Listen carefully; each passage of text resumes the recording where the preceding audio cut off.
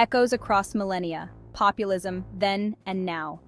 The Roman Republic echoes through time, its history continuing to fascinate and instruct us. This is especially true when we consider the parallels between Roman times and our own. The Roman Republic, like our modern democracies, grappled with the challenges of populism.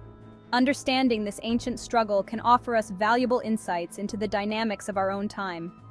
The Roman political landscape was a dynamic and often turbulent arena. It was a world of soaring oratory, fierce street battles, and shadowy conspiracies. At the heart of this drama was a fundamental tension. This was the struggle between the common people and the elite. This rivalry shaped the destiny of the Republic and ultimately contributed to its downfall. The Roman stage, a republic divided. The Roman Republic was a complex society, deeply divided by wealth and status. On one side stood the patricians, the wealthy, landowning aristocracy. They held a monopoly on power in the early republic. On the other side were the plebeians, the common citizens of Rome. They constituted the vast majority of the population and yearned for a greater say in their own governance. This struggle between the orders, as it was known, raged for centuries. The plebeians fought tirelessly for their rights, using strikes, protests, and even threats of secession to achieve their aims. Slowly but surely, they chipped away at the power of the patricians, securing for themselves a degree of political representation. However, the struggle was far from over. By the late 2nd century BC, a new fault line had emerged in Roman politics. This was the divide between the populares and the optimates.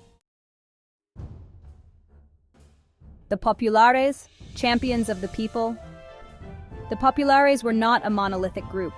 They were a loose coalition of politicians, intellectuals, and activists, united by their shared belief that the Roman system was rigged against the common man. They argued that the traditional ruling class, the optimates, had grown corrupt and unresponsive to the needs of the people. The populares advocated for radical reforms, calling for land redistribution to address the plight of the rural poor, who had been driven from their lands by war and economic hardship. They demanded grain subsidies to feed the urban masses, who often struggled to make ends meet in the overcrowded, squalid conditions of Rome. They also pushed for greater political participation for ordinary citizens, challenging the dominance of the aristocratic Senate. The populares were masters of propaganda, using their eloquence and their understanding of the popular mood to great effect. They presented themselves as the champions of the downtrodden, the voice of the voiceless. They skillfully exploited the resentment and frustration that simmered beneath the surface of Roman society. Their message resonated with many, particularly among the urban poor, who saw in the populares a glimmer of hope for a better future. The optimates, defenders of tradition. The rise of the populares did not go unchallenged. The optimates, the self-proclaimed best men of Rome, viewed this new breed of politician with suspicion and disdain. They saw the populares as demagogues and opportunists, more interested in personal power than in the good of the Republic. They accused them of pandering to the mob, of undermining the authority of the Senate, and of threatening the very fabric of Roman society. The optimates were the inheritors of a long and proud tradition. They believed that they, the descendants of the founders of the Republic, were best suited to govern Rome. They were deeply suspicious of radical change and clung fiercely to the status quo.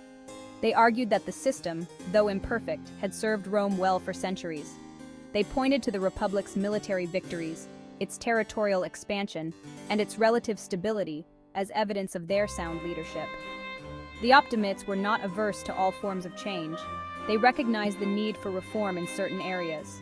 However, they believed that any changes should be gradual and incremental, implemented carefully and cautiously to avoid upsetting the delicate balance of power within the Republic.